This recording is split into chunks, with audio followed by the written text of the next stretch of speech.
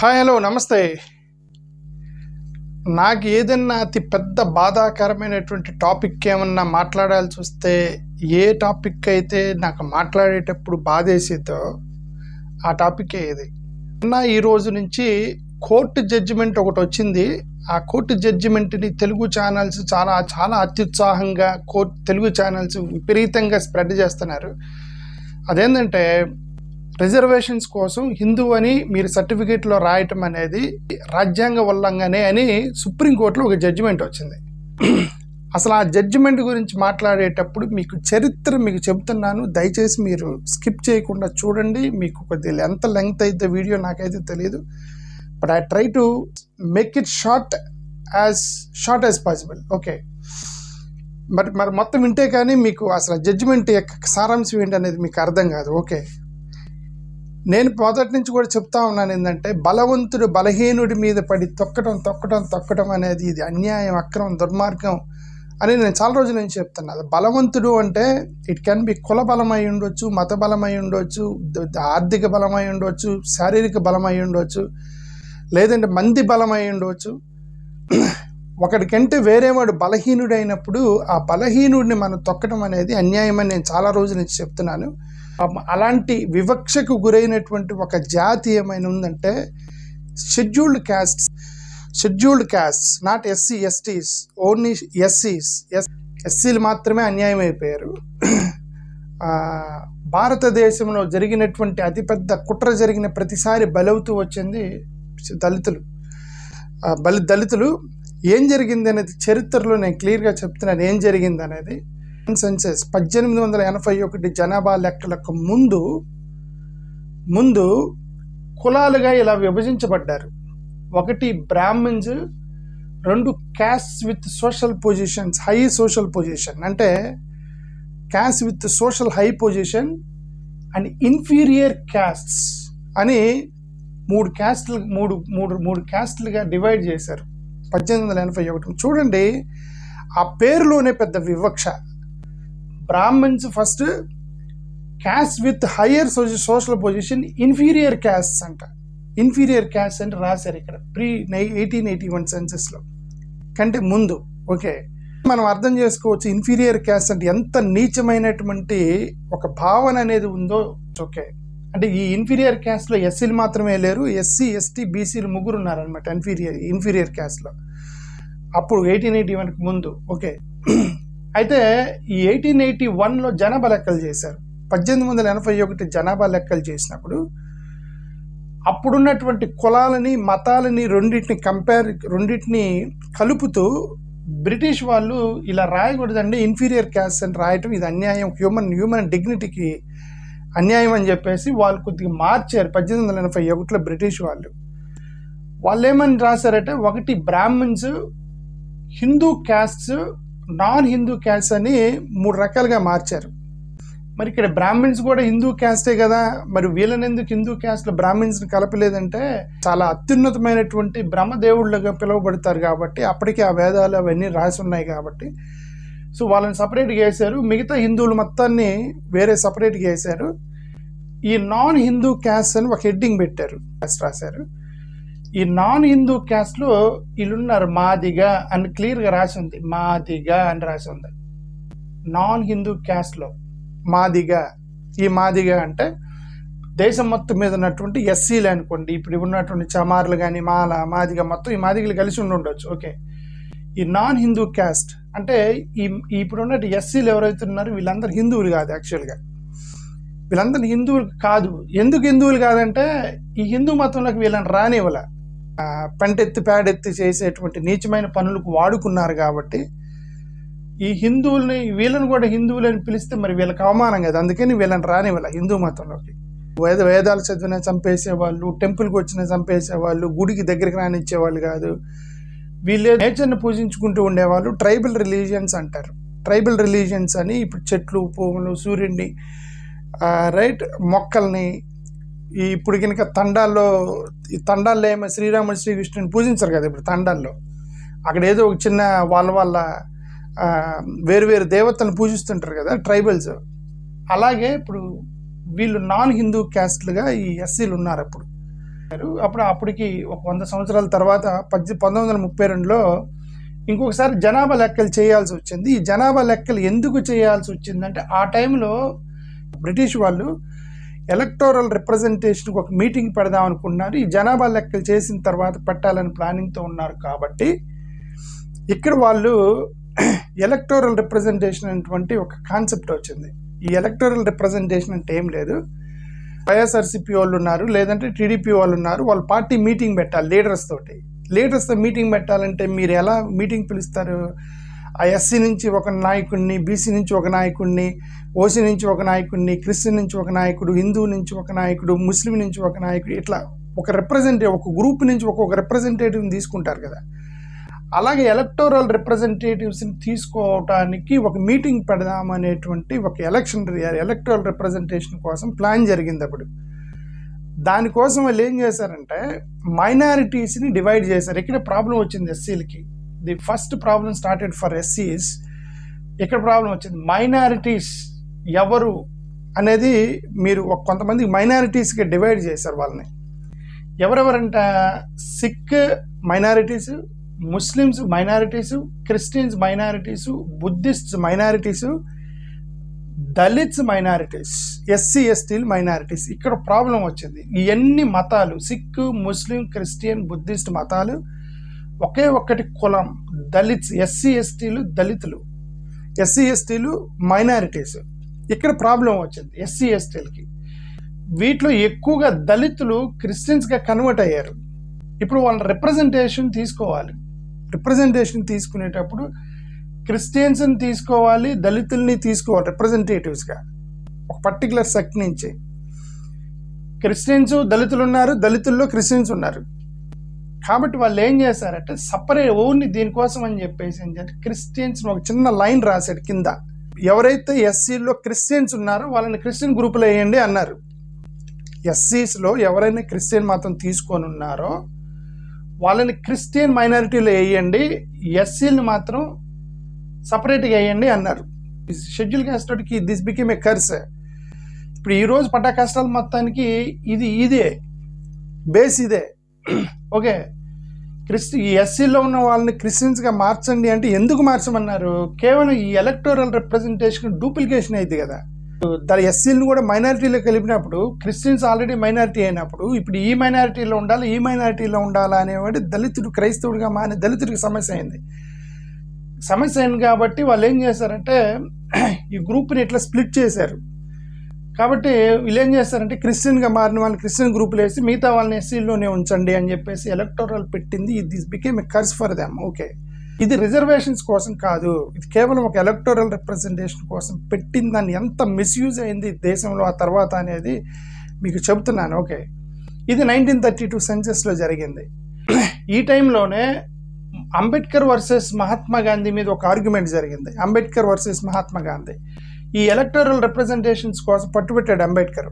అంటే అంబేద్కర్ ఏమంటాడంటే ఎస్సీలని మీరు మైనారిటీస్గా ప్రకటించి ఎలక్టోరల్ రిప్రజెంటేషన్ తీసుకోండి. ఎలక్టోరల్ రిప్రజెంటేషన్స్ అంటే ఇప్పుడు ఎన్నికలు జరుగుతున్నప్పుడు ఒక నియోజకవర్గంలో ఓసీలు, బీసీలు, ఎస్టీలు, ఎస్సీలు కలిపి ఓటేస్తే ఒక ఎమ్మెల్యే అవుతున్నాడు. ఓకే, ఇప్పుడు ఇక్కడ ఎస్సీ కాన్స్టిట్యూయెంట్లు కొన్ని రిజర్వ్డ్ కేటగిరీస్ ఉన్నాయి. ఇప్పుడు ఈ ఎస్సీ రిజర్వ్డ్లో ఇప్పుడు ఎస్సీలు డమ్మీలు అయిపోయారు. ఎందుకు డమ్మీలు అయ్యారంటే అక్కడ ఓసీలు కూడా ఓటేస్తే కానీ ఎస్సీ వాడికి గెలవడు.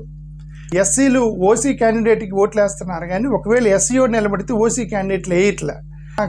రాను దేశం మొత్తం మీద ఎస్సీలు మొత్తం డమ్మీ ఎమ్మెల్యేలు, డమ్మీ ఎంపీలు అయ్యారు. మనందరికి తెలిసిన విషయం. ఓకే, ఆధిపత్యం ఎవరో చేతిలో ఉండేది. ఆ నియోజకవర్గంలో వీళ్ళు ఊరికి ఎమ్మెల్యేలుగా నిలబడి వాళ్ళు సహాయంతోనే గెలుస్తారు వీళ్ళు. ఓకే, ఆ పర్టికులర్ ఎస్సీ నియోజకవర్గంలో కూడా ఎస్సీలకి పెద్దగా అంటే ఉపయోగం ఏముండదు ఎస్సీ రిజర్వ్డ్ కేటగిరీలో.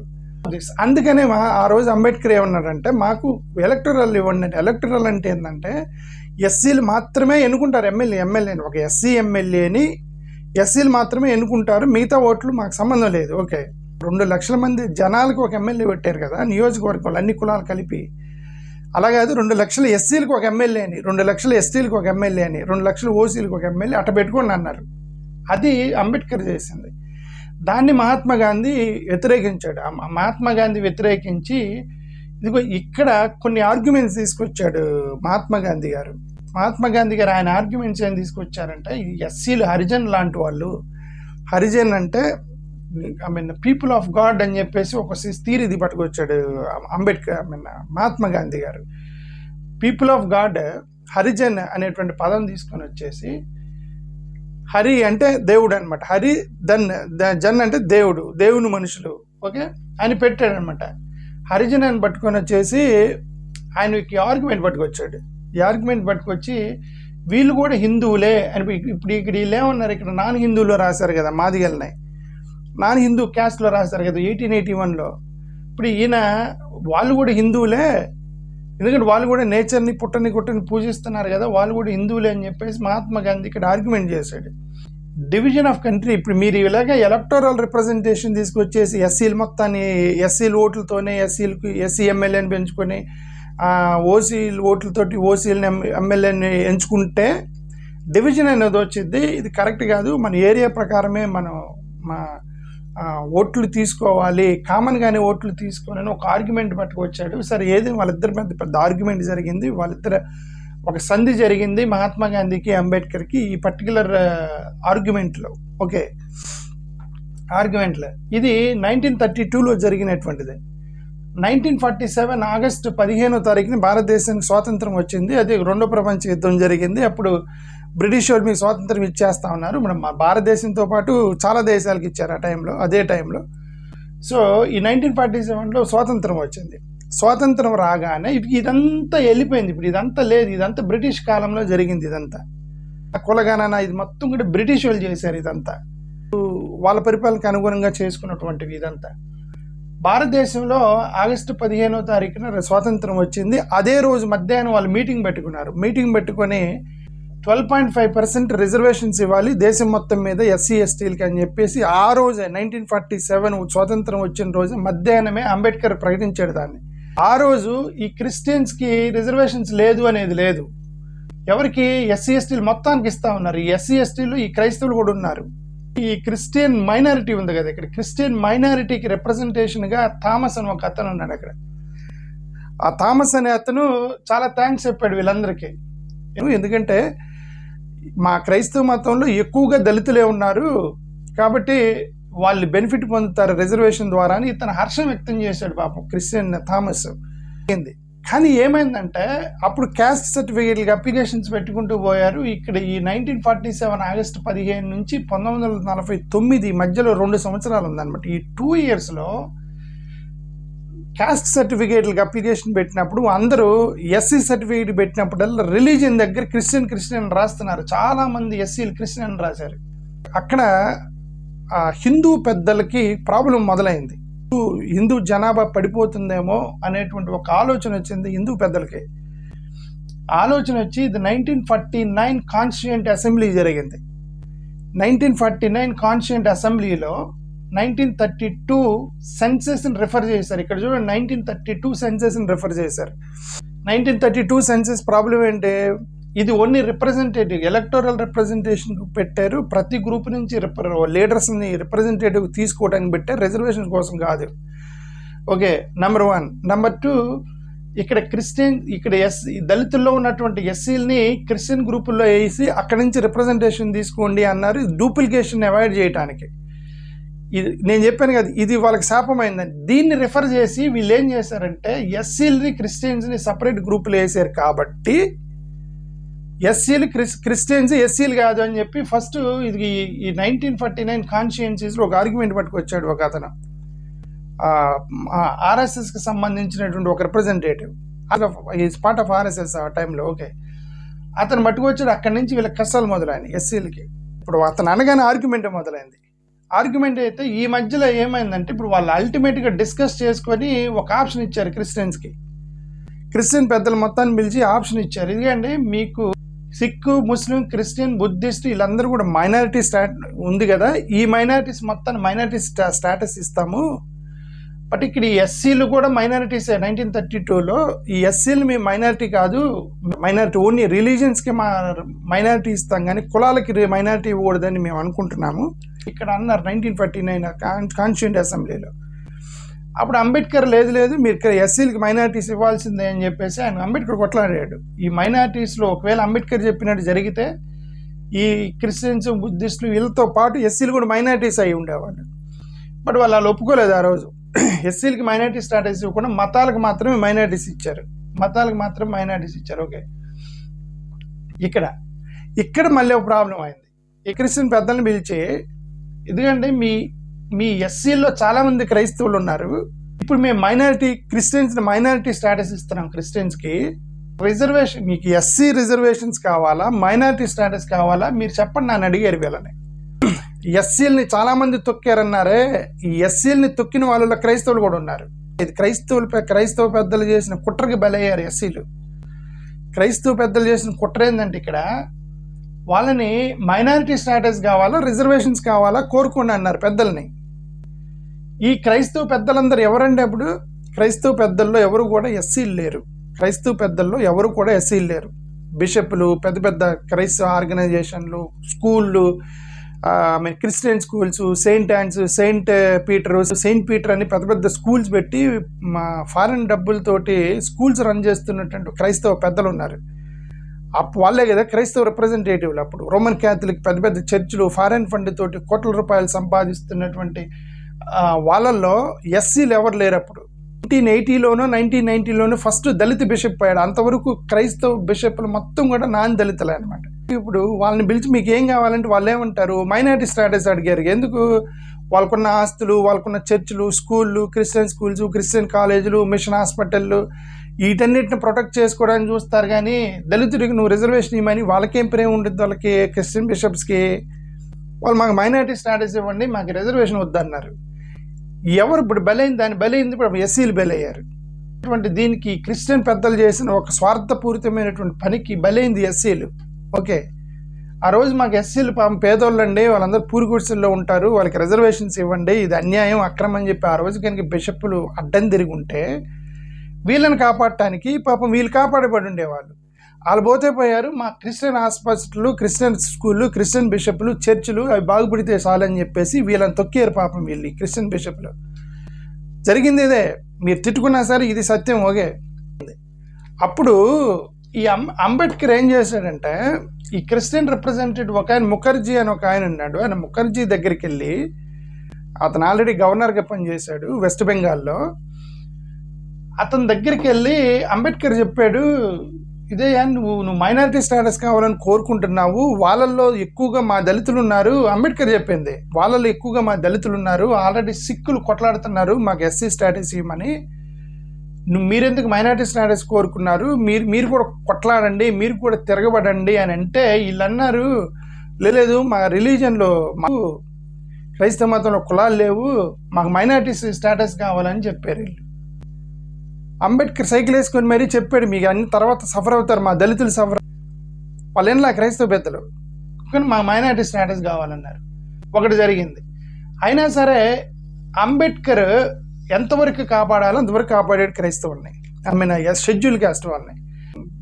రిపబ్లిక్ డే చేస్తున్నాం కదా జనవరి 26, ఆ రోజున రాజ్యాంగం ఆమోదం అయిందనమాట, అమల్లోకి వచ్చింది.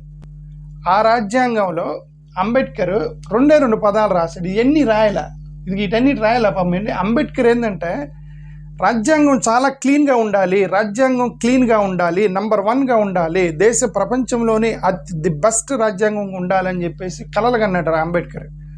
కాబట్టి ఇది ఎంత డిస్కషన్ జరుగుతున్నా దాన్ని రాజ్యాంగంలో పెట్టలే. ఆయన రాజ్యాంగంలో ఒకటే రాశారు, సోషల్లీ ఎడ్యుకేషనల్లీ బ్యాక్వర్డ్ కమ్యూనిటీస్కి మీరు రిజర్వేషన్స్ ఇవ్వాలని రాశారు. Remember the, socially educationally backward communities not మతాలు. ఓకే, సోషల్లీ ఎడ్యుకేషనల్లీ బ్యాక్వర్డ్ కమ్యూనిటీస్కి మీరు రిజర్వేషన్స్ ఇచ్చి అప్లిఫ్ట్ చేయండి అని రాజ్యాంగంలో రాశాడు.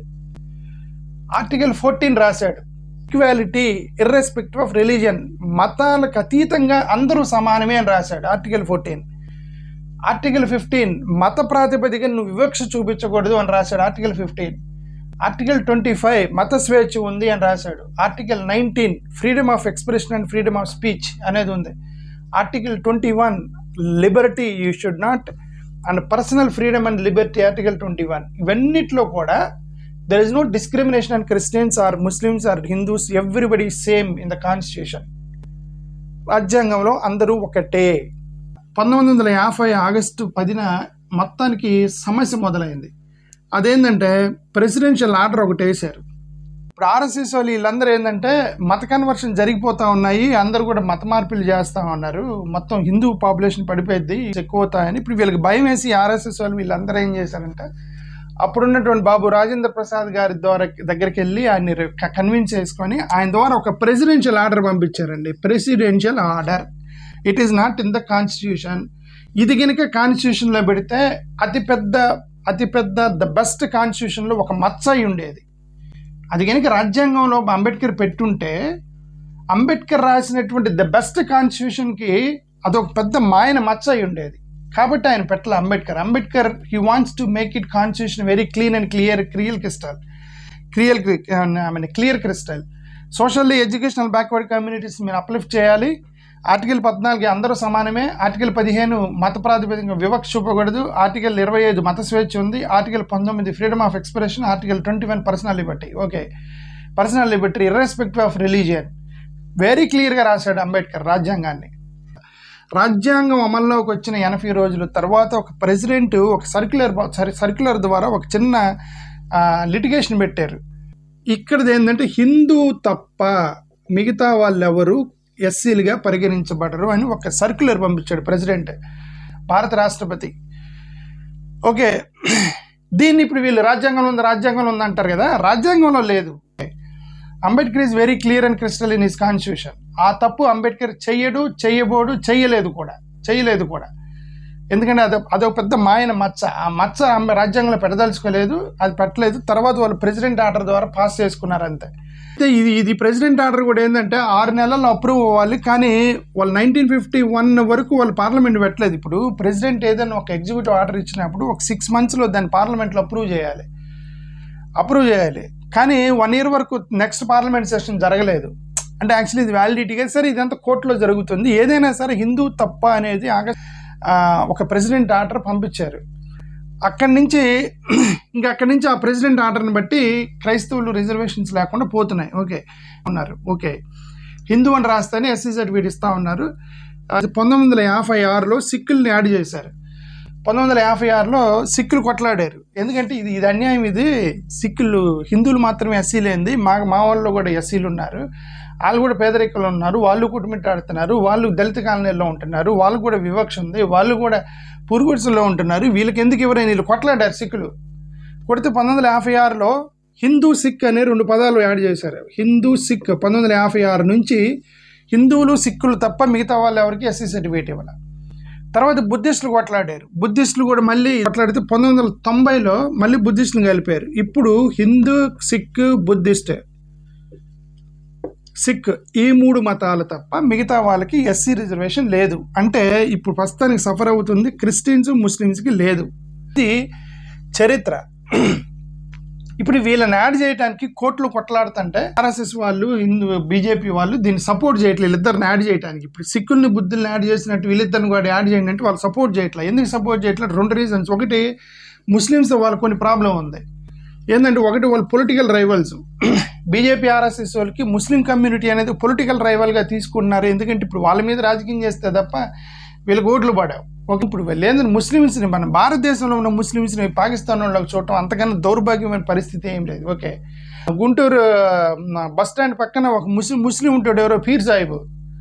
ఆ పీర్ సాహిబ్ని పాకిస్తాన్ వాడు అంటాడు. ఓకే, మరి మనోడేరా మన కళ్ళ ముందు పుట్టాడు ముస్లిము, మనోడే మన ఇంటి ముందు మన కళ్ళ ముందు పుట్టాడు, ఆడు ముస్లిం అయితే అయ్యి ఉండొచ్చు, బట్ అతను he may be Muslim, but is our brother, is our Indian.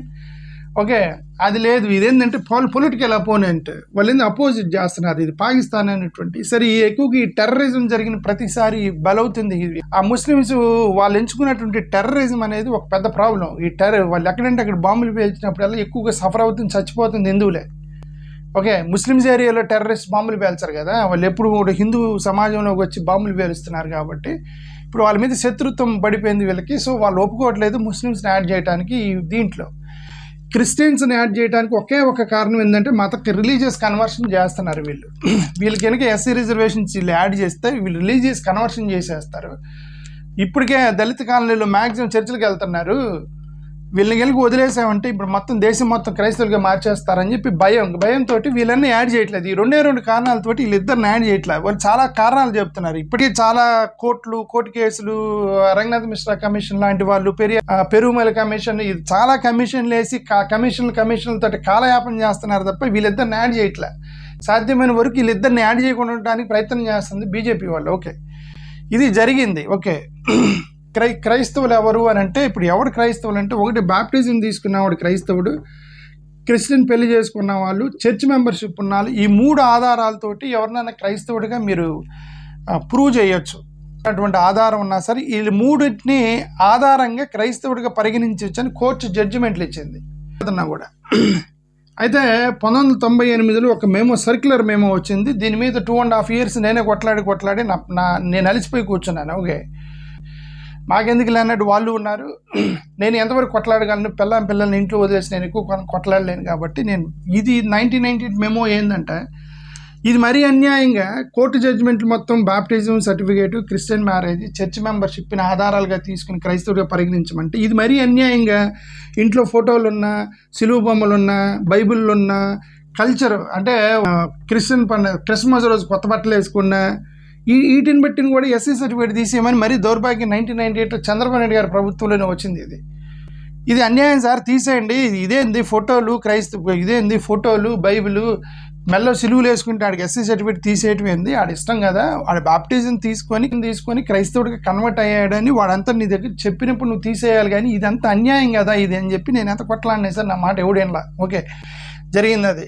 సరే, ఇది ఎవడేనలా. ఇదేంటంటే నేను అందుకని బలవంతుడు బలహీనుండి తొక్కుతూ ఎంతకాలం తొక్కుతారో తొక్కండి. నేను అదే చెప్పేది, ఎంతకాలం తొక్కుతారో తొక్కండి మీరు. ఓకే, ఇది చెప్పిందంతా కూడా అన్యాయమే. ఇది కూడా ఒక అన్యాయం. 1998లో చంద్రబాబు నాయుడు చేసింది మేము కూడా అన్యాయమే. ఓకే, దీన్ని ఇప్పుడు జగన్మోహన్ రెడ్డి గారి ప్రభుత్వం మీరు తీసేయండి అని చెప్పేసి, నేను జగన్ గారి ప్రభుత్వంలో 2.5 years కొట్లాడి వాళ్ళు తీసేస్తామని చెప్పి జగన్ గారు కూడా మేము రద్దు చేస్తాం దీన్ని, ఇది అన్యాయము, ఈ 3 బట్టే మేము సర్టిఫికేట్లు ఇస్తాం, వీటిని బట్టి రద్దు చేయకూడదు జగన్ గారు చెప్పినా సరే ఐఏఎస్ ఆఫీసర్లు అడ్డుపట్టారు. ఎందుకంటే ఇప్పుడు ఐఏఎస్ ఆఫీసర్లు కూడా జగన్ టీంలో కూడా ఆర్ఎస్ఎస్ వాళ్ళు ఉంటారు. ఓకే, ఉన్నారు, వేసారు, దీన్ని అడుగున్నారు. అది పెద్ద ప్రాబ్లం అయిపోయింది, పెద్ద అన్యాయం అయిపోయింది షెడ్యూల్ క్యాస్ట్. ఓకే, ఇప్పుడు ఈ ఎస్సీలు వాళ్ళు ఎవరు కుట్రకు బలయ్యారంటే, ఫస్ట్ ఈ హిందూ మతానికి సంబంధించిన ఎల్డర్స్ మత మార్పిడులు జరగకుండా ఉండటానికి పాపం ఎంతవరకు అడ్డుకోవాలో అడ్డుకొని ఇది ఒక పెద్ద అన్యాయం చేశారు ఎస్సీలు. రెండో వాళ్ళు ఈ ఎస్సీలకు అన్యాయం చేసింది క్రిస్టియన్ బిషప్లు, క్రిస్టియన్ పెద్దలే. ఈ వీళ్ళే నేను ఇక్కడ చెప్పాను కదా, మీకు మైనారిటీ స్టాండర్డ్స్ కావాలంటే వాడికి ఎస్సీఓడు ఎడిపోతే నాకెందుకులే, మా ఆస్తులు, మా క్రిస్టియన్ స్కూళ్ళు, మా క్రిస్టియన్ చర్చిలు బాగుండాలని చెప్పేసి మైనారిటీ స్టాండర్డ్స్ కోరుకున్నారు వాళ్ళు.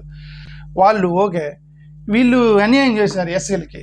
ఓకే, ఇప్పుడు కూడా ఈ క్రిస్టియన్ పెద్దలను వాడుతున్నారు వీళ్ళు ఆర్ఎస్ఎస్ వాళ్ళు. ఈ క్రిస్టియన్ పెద్దలను వాడి ఈ కమిషన్లు వేసినప్పుడల్లా ఒక గ్రూప్ వచ్చింది, క్రిస్టియన్ పెద్దల గ్రూప్. వాళ్ళు వచ్చి మా కులాల్లో మతాలు లేవు, మా మతంలో కులాలు లేవు కాబట్టి మాకు ఎస్సీ స్టాండర్డ్స్ వద్దని చెప్పి చెప్తూ ఉంటారు వీళ్ళు. ఇప్పుడు కూడా చెప్తున్నారు వాళ్ళు, అన్ఫార్చునేట్లీ. ఓకే, ఇప్పుడు దీనంతా బేస్ చేసుకొని ఎస్సీ కమ్యూనిటీని స్ప్లిట్ చేసేస్తున్నారు. ఆల్రెడీ ఎస్సీలో ఉన్నవాడే హిందూ వచ్చి నువ్వు చర్చికి వెళ్తున్నావు, నువ్వు క్రిస్టియన్వి, నువ్వు ఎస్సీ సర్టిఫికేట్ ఇవ్వనని చెప్పి వాడు ఓన్ కమ్యూనిటీ వాడు ఇబ్బంది పెడతారు వాడిని. అరే వీళ్ళందరూ ఇబ్బంది పెట్టారంటే వాళ్ళల్లో మీ బాధలు అర్థం కాదు. నీ బాధని ఒక ఎస్సీయోడి బాధ ఒక ఎస్సీయోడికి నీకు అర్థం అవ్వాలి కదా, నీటికి అర్థం కాదు. ఇటు ఓన్ కమ్యూనిటీ వాడు వచ్చి ఆ ఓన్ కమ్యూనిటీని పెట్టి చిత్రహింసలు పెడతాడు వాడు, చర్చికి వెళ్తున్నావు నువ్వు అని చెప్పి. ఓ ఎస్సీయోడు ఇంకొక ఎస్సీయోడిని. ఇది పెద్ద ద్రోహం బ్రదర్స్. ఎస్సీలు ఎవరైనా నా వీడియో చూస్తే ఇది పెద్ద ద్రోహం చెప్తున్నాం, జాగ్రత్త చూడండి. ఓకే, నీకు తెలుసు ఒక ఎస్సీఓడి బాధ, కుల వివక్ష, కులాల మీద ఒక ఎస్సీఓని ఏ విధంగా ట్రీట్ చేస్తారు కాలనీల్లో అనేది నీకు తెలిసి కూడా నువ్వు షెడ్యూల్ క్యాస్ట్ వాడిని చర్చికి వెళ్తున్నాడని నువ్వు ఇబ్బంది పెడుతున్నావు. మైండ్ ఇట్ మరి జాగ్రత్త, మీ మనసాక్షికి వదిలేస్తున్నావు. అది ఎస్సీలకి సంబంధించిన హిందువులకి చెప్తున్నాను. ఓకే, ఇది చేయకూడదు, అది తప్పు అంటాను నేను. ఓకే, పొలిటికల్ రైవల్ మత రాజకీయాలు చేయాలి. మత రాజకీయం చేయాలంటే ఎవరో ఒకరు అపోనెంట్కి సంబంధించిన వాడు ఎవడని చర్చికి వెళ్తుంటే నువ్వు చర్చికి వెళ్తావు, నువ్వు క్రిస్టియన్ కాదని చెప్పి వీడియో కోర్టుకి వేస్తాడు పోయి. బాబా వాడు ఎస్సీ వాడే కోర్టుకి వేస్తాడు. ఓకే, ఇది పొలిటికల్ రైవలరీ జరుగుతుంది విదిన్ ద ఫ్యామిలీలో ఎక్కడ కన్ఫ్లిక్ట్ అయినా సరే దీన్ని వాడుకొని క్రిస్టియన్స్ చర్చికి వెళ్ళే ఎస్సీని ఇబ్బంది పెడుతున్నారు. ఓకే, మరి ఇప్పుడు భారతదేశం మరీ అన్యాయంగా క్రూయల్గా ఉందా అంటే ఇది అన్యాయమే, కానీ భారతదేశాన్ని ఒకటైతే మనం ఒప్పుకోలేదు అంటే they are not very much cruel. Okay, ఈ మొత్తానికి తెలుసు, ఇంక్లూడింగ్ ఆర్ఎస్ఎస్ పెద్దలకు కూడా తెలిసి ఇది అన్యాయం అని. కాకపోతే ఏంటంటే వాళ్ళు రిలీజియన్ కాపాడటానికి, హిందూ మతం కన్వర్షన్స్ ఆపడానికి వాళ్ళకి వేరే మార్గం లేదు కాబట్టి ఇది హింస పెడుతున్నారు వాళ్ళు మొత్తాన్ని.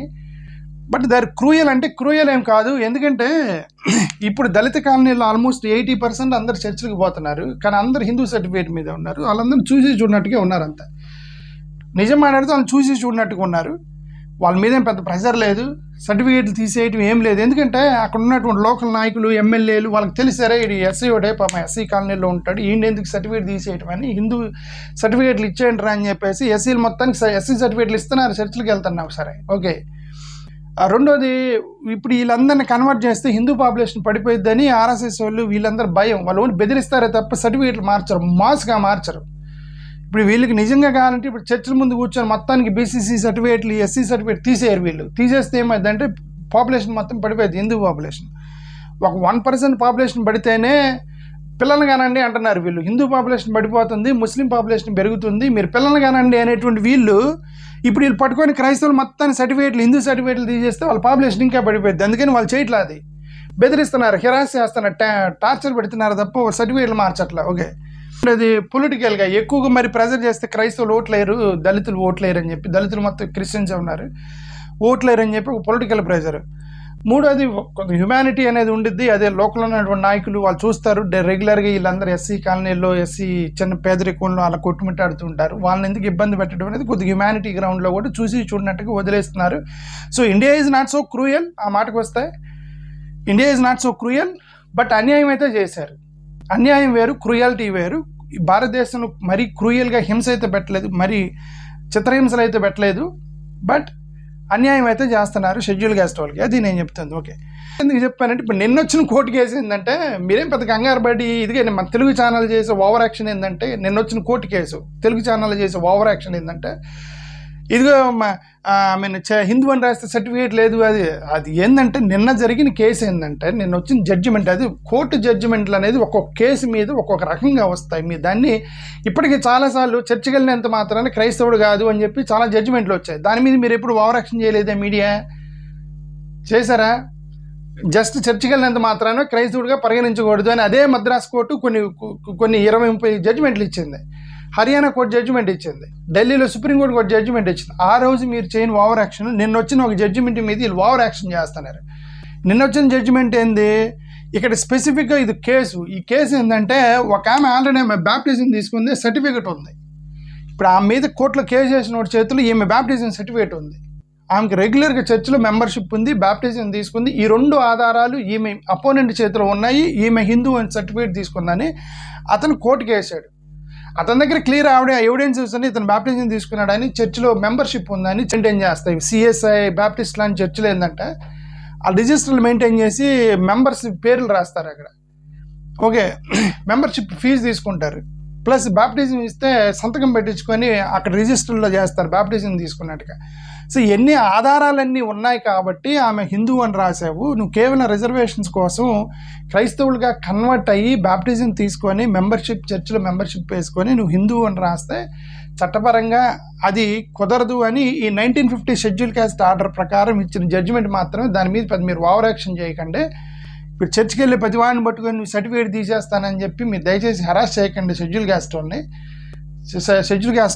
ఇది చంద్రబాబు నాయుడు గారు ఇచ్చిన 98 మెమో లాగా ఇంట్లో ఫోటోలు, కల్చరు, ఫెస్టివల్, క్రిస్మస్ రోజు కొత్త బట్టలు వేసుకున్నాడు వాడిని పట్టుకొని సర్టిఫికేట్ తీసేస్తానని చెప్పి దయచేసి ఇదంతా హ్యూమన్ మనం మృగాలకు హింసించకండి. రిజర్వేషన్స్ అనేది ఒక అణగారిన వర్గాన్ని పైకి లేపడానికి, రిజర్వేషన్స్ అనేవి పేదరికంలో ఉన్న పైకి తీసుకురావడానికి, వివక్షకు గురైన పైకి తీసుకురావడానికి, బేసిక్ పర్పస్ మొత్తాన్ని ఒక మతంతో తొక్కేయకండి అని చెప్పేది మీకు రిక్వెస్ట్ చేస్తున్నాను. ఓకే, మతంతో తొక్కేయకండి అనేది మీకు రిక్వెస్ట్ చేస్తున్నాం. ఒకటే అది దయచేసి మీరు ఫేక్ న్యూస్ స్ప్రెడ్ చేయకండి నిన్న వచ్చిన కోర్టు జడ్జిమెంట్ మీద. దానికోసం ఈ బ్యాక్గ్రౌండ్ మొత్తం చెప్పాను. థ్యాంక్ యూ, నమస్కారం.